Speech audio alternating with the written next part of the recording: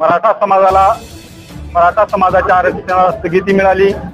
खरं तर ही मराठा समाजाचं फार मोठं दुर्दैव आहे की सर्व पक्षाचा मराठा आरक्षणाला पाठिंबा असताना, सर्व जाती धर्माचा पाठिंबा असताना कुठंतरी सरकार न्यायालयामध्ये, सुप्रीम कोर्टामध्ये बाजू मांडायला कमी पडलं आणि सरकारच्या नाकर्तेपणामुळं आज मराठा आरक्षणाला स्थगिती आलेली आहे। म्हणून राज्य सरकारचा विरोधात येणाऱ्या काळामध्ये खरं तर आज त्या नांदेडमध्ये मराठवाड्याची बैठक या ठिकाणी आयोजित केलेली आहे। त्या मराठा आरक्षण उपसमितीचे अध्यक्ष त्या ठिकाणचे अशोकरावजी चव्हाण होते, परंतु त्यांनी सुद्धा खंबीरपणाने त्या ठिकाणी बाजू मांडलेली नाही। त्या ठिकाणचे वकील सुद्धा, आमचा आरोप आहे की वकील असतील, प्रत्येक पक्षातील पुढारी असतील, मराठा समाजाला आरक्षण कसं मिळणार नाही हीच भूमिका प्रत्येकाने घेतलेली आहे। खऱ्या अर्थानं मराठा समाजाचा कुणीही विचार केलेला नाही। केवळ मराठ्यांचा वापर या महाराष्ट्रामध्ये केला जातोय। मराठ्यांचा वापर नाही तर या महाराष्ट्रामध्ये मराठ्यांना मातीत घालण्याचं षड्यंत्र चाललेलं आहे। या गेल्या 2-3 वर्षाच्या काळामध्ये मराठा समाजानं 58 मोर्चे काढले, शांततेच्या मार्गाने काढले।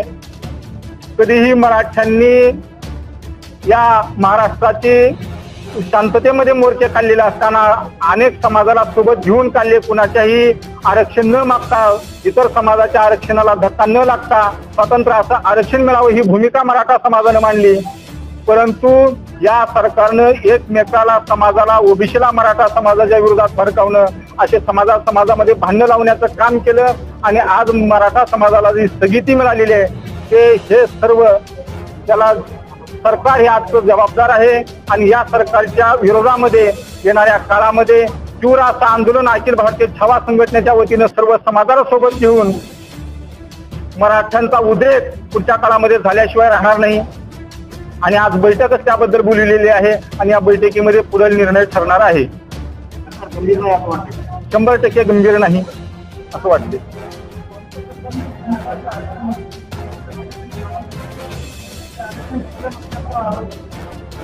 मागचा असेल आणि पुढचा असेल, गेली 20 वर्ष झालं मराठा समाजाला आरक्षण मिळावं ही मराठा समाजाची मागणी आहे। कुठल्या सरकारनं खऱ्या अर्थानं मराठा समाजाचा विचार केलेला नाही। केवळ निवडणुकीपुरतच मराठ्यांना आरक्षण देऊ ही घोषणा करायची आणि निवडून आल्यानंतर आपापल्या नशेमध्ये मराठ्यांना वाऱ्यावर सोडून द्यायचं ही भूमिका प्रत्येक पक्षाची राहिलेली आहे। आंदोलन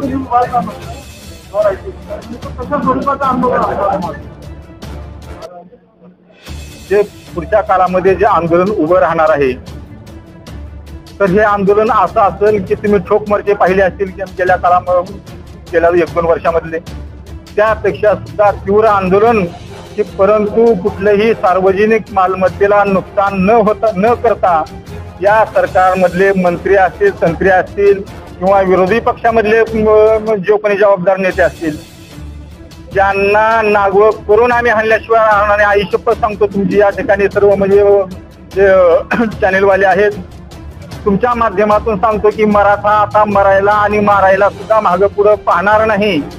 इतक्या शेवटच्या टोकाला मराठा समाज आलेला आहे। विष पिऊन मरण्यापेक्षा आता तुमची वाट लावल्याशिवाय, तुम्हाला सत्तेच्या मस्तीतून, त्या धुंदीतून खाली खेचल्याशिवाय आम्ही गप्प बसणार नाही ही भूमिका आता आम्ही घेतलेली आहे।